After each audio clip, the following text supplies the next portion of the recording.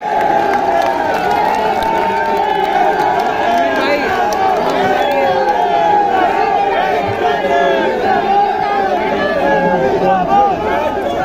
सभी को मेरी राम राम और जय भीम। बहुत गर्मजोशी के साथ आपने स्वागत किया, और क्यों ना हो, अगर मुजफ्फरनगर में गर्मी नहीं मिलेगी तो कहाँ मिलेगी।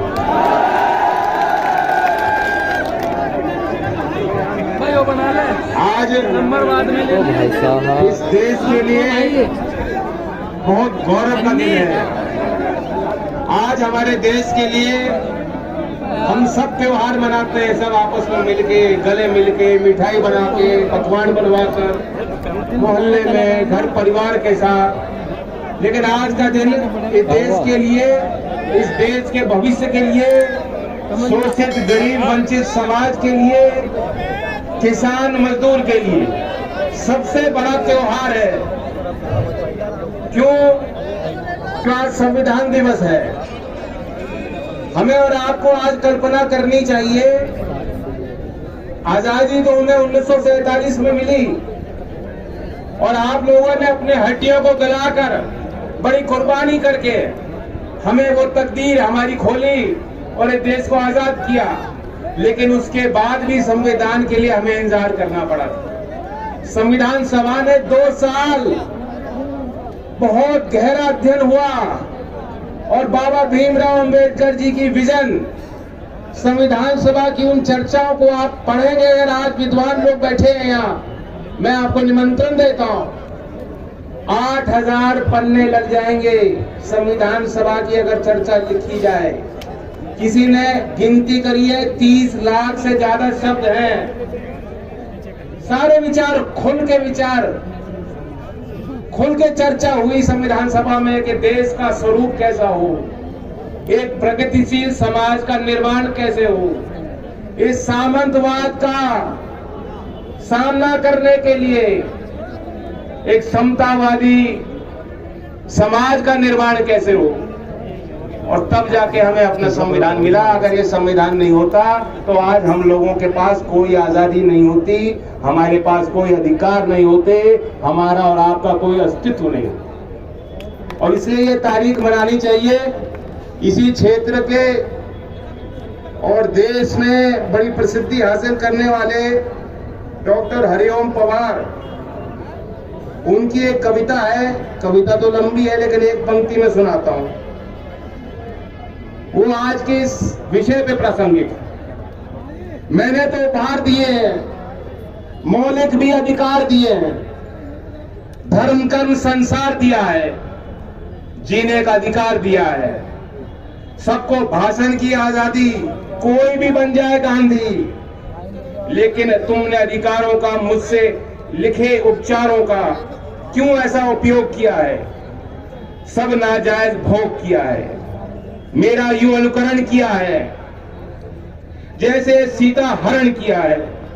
मैंने तो समता सौंपी थी, तुमने फर्क व्यवस्था कर दी, तुमने नर्क व्यवस्था कर दी। हर मंजिल फैली कर डाली, गंगा भी मैली कर डाली। शांति व्यवस्था हाथ से हो गई, विस्फोटों का भाष्य हो गई। आज अहिंसा बनवासी है, कायरता के घर दासी है। न्याय व्यवस्था भी रोती है, गुंडों के घर में सोती है। सुन लो, ऐसा लग रहा है कि आज की बात है। पूरे कांप रहे आधों से, राजा डरता है प्यादों से। गांधी को गाली मिलती है, डाकू को ताली मिलती है। क्या आपराधिक चलन हुआ है, मेरा भी अपहरण हुआ है। मैं चोटिल हूं, शत विक्षत हूं, मैंने यूं आघात सहा है जैसा घायल पड़ा जटायु। हारा थका करा रहा है, जिंदा हूं या मरा पड़ा हूं, अपनी नब्ज टटोल रहा हूं। मैं भारत का संविधान हूं, लाल किले से बोल रहा हूं।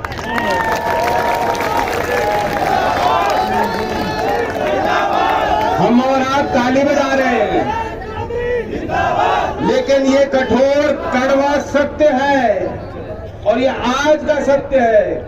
आज की शासन प्रणाली का सत्य है। ये पोल खुल रही है, तरह तरह के वादे करके, बड़े लुभाने वाली बात करके आप लोगों की वोट इन्होंने बटोरी थी और वादे इतने अच्छे किए थे हर वर्ग को समझाने के लिए। अमित शाह जी आए, इस विधानसभा की बात बता रहा हूं, कह गए थे कि किसानों के घर 5 साल बिजली का बिल नहीं आएगा। बिजली का बिल आ रहा है, नहीं आ रहा? मीटर लग रहे हैं, कैसे दोगे बिल? भुगतान हुआ था 14 दिन में। अब वादा था, कह गए, उनको आपकी वोट चाहिए थी, ले गए। इन्होंने करोड़ों रोजगार देने की बात कही थी, कहा करोड़ों से धड़ाम करके गिरे हैं। और अब प्रधानमंत्री रोजगार मेला करते हैं जिसमें 71,000 लोगों को, जिनकी नौकरी 1.5 साल पहले लग चुकी थी, उनको बुला करके एक चिट्ठी पकड़ा रहे हैं। ये हालात देश के हो गए। गरीब के हौसलों को ये लोग नहीं समझ पाए, गरीब के इरादों को ये नहीं समझ पाए, गरीब के सपनों को ये नहीं समझ पाए।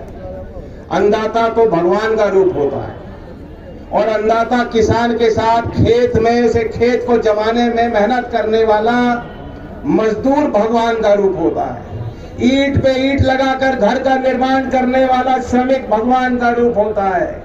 अपने हाथ से और कारखाने में कपड़ा बनाने वाला बुनकर भगवान का रूप होता है।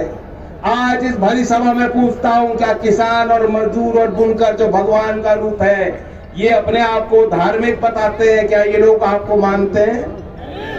इन्होंने आपका सम्मान रखा? अभी हमारे आदरणीय मंजूर साहब ने बात बताई इलाज वाली, पहली बार सुनी, सब लोग हंसे। लेकिन यही बात हो रही है कि इलाज कर देंगे। इलाज किसका करना चाहिए? जो मन में नफरत पालता है। जो नफरत पालने वाले का तो ब्लड प्रेशर भी, पारा भी ऊपर चढ़ा होता है, वो कभी मुस्कुरा नहीं सकता। उसके अंदर क्रोध होता है, क्रोध। वो ज्वालामुखी कब फट जाए, किस पे फट जाए, किसी को मालूम नहीं। लेकिन हमारे लोग धैर्य वाले हैं, हमारे लोग मुस्कुराने वाले हैं, हमारे लोग हिम्मत वाले हैं। खेती तबाह हो जाती है, दाम मिलता नहीं मंडी पे, फिर जो है अपने आप को समेट के परिवार को हिम्मत के साथ फिर दोबारा जुटता है उसी काम के। कल नया सवेरा है, ऐसा हौसला होता है किसान का, ऐसा मादा होता है किसान का। और इसलिए 13 महीने किसी ने पूछा नहीं, सरकार ने जंजीर सड़क पे बिछा दी। पानी की बौछार, लाठी, गाली गलौज, जो कुछ भी सरकार के बस में था उन्होंने आपके आगे रोड़े तैयार करके बनाए। लेकिन वो आपका जज्बा था, आपका हौसला था, आप रुके नहीं, आप थके नहीं, आप हारे नहीं। और आज वो लोग जो कहते हैं कि चौधरी अजीत सिंह हमने हराए, तुम्हारे आगे कोई किसान कभी हारा और ना चौधरी अजीत सिंह जी हारे, वो तो जीत के चले गए कि उन्होंने भाईचारा हमारा बना दिया।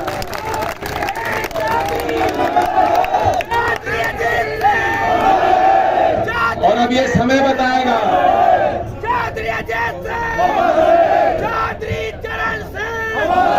ये तो समय बताएगा कि ऐसे आपत्तिजनक बोल बोलने वालों का आप लोग 5 तारीख में क्या करो, ये समय बताएगा। आज आपने बड़ा आशीर्वाद दिया और आपने मंच की तरफ एक तस्वीर जो हमने बनाई है उसकी तरफ गौर किया होगा। ये सिर्फ वोट हासिल करने के लिए या जीत अपनी पक्की करने के लिए हमने गठबंधन नहीं किया है। ये एक उभरते भारत की नई तस्वीर और नए लीडरशिप की तस्वीर है। एक नया सामाजिक समीकरण है जिसके बल पर खतौली से चलकर दिल्ली का समीकरण हम बिगाड़ देंगे। जो लोग दमनकारी नीति अपना रहे हैं और वहां से लेके फिर अगली बार उत्तर प्रदेश की गद्दी को भी हिलाने वाला यही समीकरण है जो तीनों पार्टी का समीकरण हमने बनाया है। और चंद्रशेखर जी तो बताया कि जन्मदिन है। चंद्रशेखर जी, मैं इनकी तरफ से वादा कर रहा हूं, कर दूं वादा? तिसंग का कलाकंद बहुत फेमस है कि नहीं? तो इन्हें तोहफे में वोट देना और जीत जब 8 तारीख को खुलेगी उसके बाद मैं इन्हें तिसंग का कलाकंद खिलाऊंगा।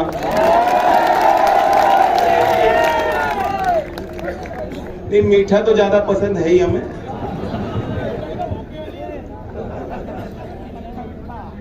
डबल शक्कर डालो आप चाय में भी। मुझे तो पता नहीं, प्रधानमंत्री जी कहते हैं चाय मैं नहीं मानता कि कभी उन्होंने चाय बेची हो। गरम गरम गरम पकोड़े जरूर बेचे हैं उन्होंने। और हमने ये जो समीकरण बनाया है ना, सबका साथ, सबको साथ जोड़ के सम्मान के साथ, ये समझो कि डबल शक्कर डाल दी। पिछली बार तो कमी थी कुछ, जैसा कि कह रहे थे हमारे पक्ता मदन भैया कि पिछली बार कुछ कसर रह गई थी, लेकिन अब जब चंद्रशेखर जी साथ खड़े हो गए तो मैं मानता हूं कि डबल शक्कर गिर गई हमारे चाय।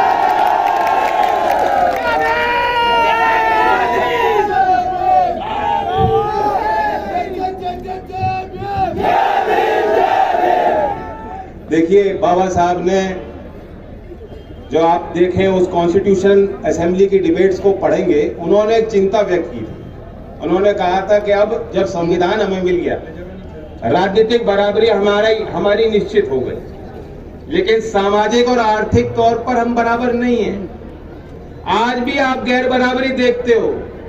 इनका बस चले तो ये देश अदानी और अंबानी जैसे बड़े लोगों का कारखाना बन जाएगा पूरा देश, और आप सब उनके बंधुआ मजदूर बन जाओगे। ये बराबरी नहीं चाहते, ये आपकी गुलामी चाहते हैं। लेकिन गुलामी के जंजीरों को तोड़ने के लिए आपको और हमें मेहनत करनी होगी। हमारे मुद्दे चुनाव में सरल हैं। हम चाहते हैं बेरोजगार का सम्मान हो। जो सरकारी भर्तियां होती हैं, अभी जो वक्ताओं ने रखी बात, और आप तो देख ही रहे हो, मुजफ्फरनगर के खतौली के नौजवानों को, प्रतिभाशाली नौजवानों को कहा जाता है भर्ती खुली, जाओ बस्ती, जाओ बलिया, वहां इम्तिहान दो।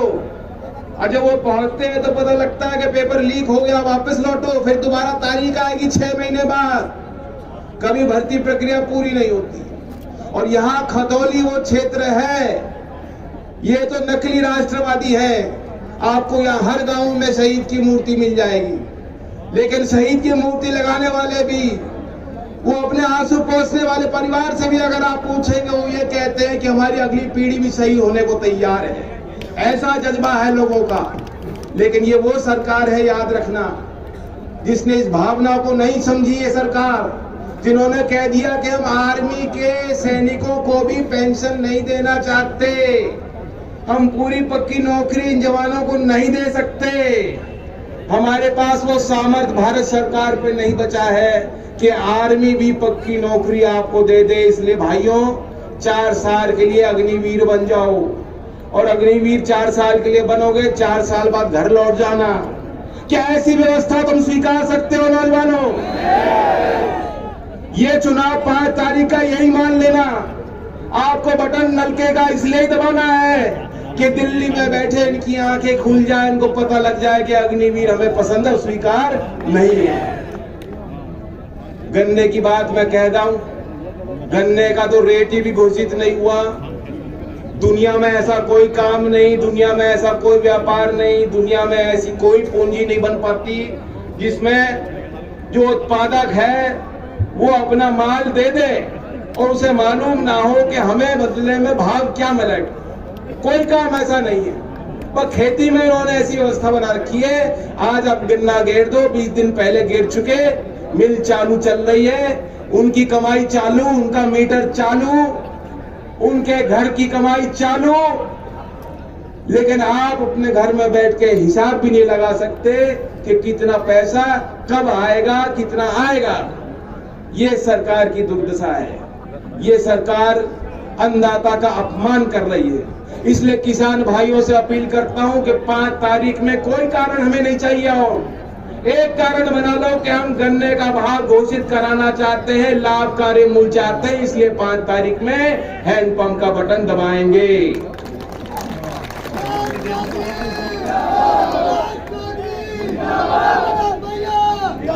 मुझे लगता नहीं समझदार को समझाने की जरूरत पड़ती है। आपके हाव भाव को देखकर मुझे चैन आया है। आने वाले दिनों में मैं भी आपके बीच रहूंगा, प्रयास करूंगा सभी गांव में हम लोग चलें। मैं अपील करता हूं समाजवादी पार्टी के सभी कार्यकर्ताओं से, आजाद समाज पार्टी के सभी कार्यकर्ताओं से, लोकदल के सभी वरिष्ठ कार्यकर्ताओं के गांव में आप डेरा बना दें, जानसड़ और खतौली के कस्बों में आप डेरा बना दें, घर घर तक संदेश पहुंचाएं और यही आशीर्वाद दें कि 5 तारीख में जैसा मदन ने कहा कि मदन खेकड़ा वाले नहीं, मदन खतौली वाले आपको बनाने हैं। धन्यवाद। जय भीम, जय भारत। चौधरी चरण सिंह, चौधरी अजीत